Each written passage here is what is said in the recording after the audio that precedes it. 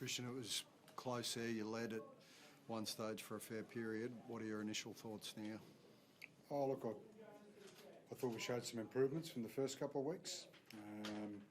At the end of the day, we beat ourselves a little bit there in that second half. We didn't quite get our fifth play right when we did have a little bit of field position, and we were on top early.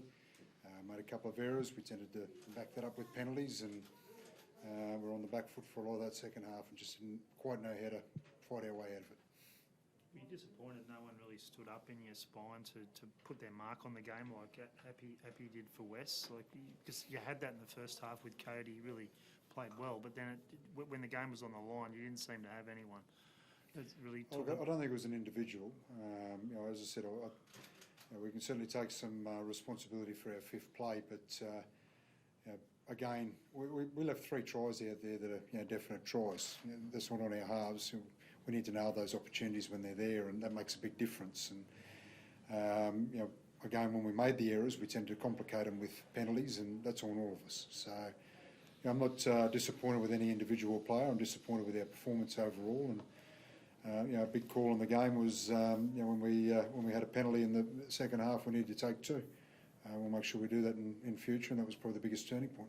Did you make a call that they should have taken the 2 there? How did that unfold? Was that on you? No, it's on me. I allowed them to play some footy there, and as I said, that's something we need to learn from. So what was your message in the sheds after the game to the team?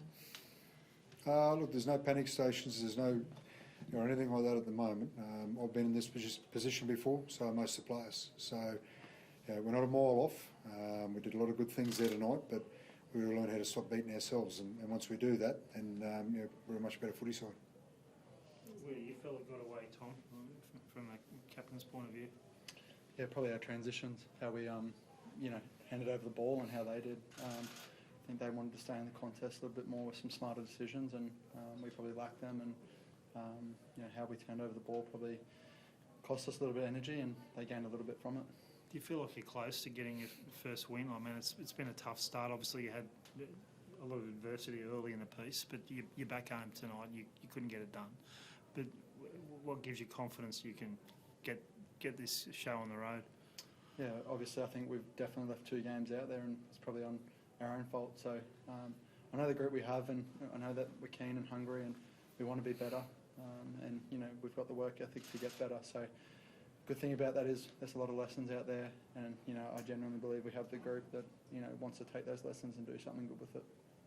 So what do you do this week to prepare for Brisbane, Kristian? Yeah.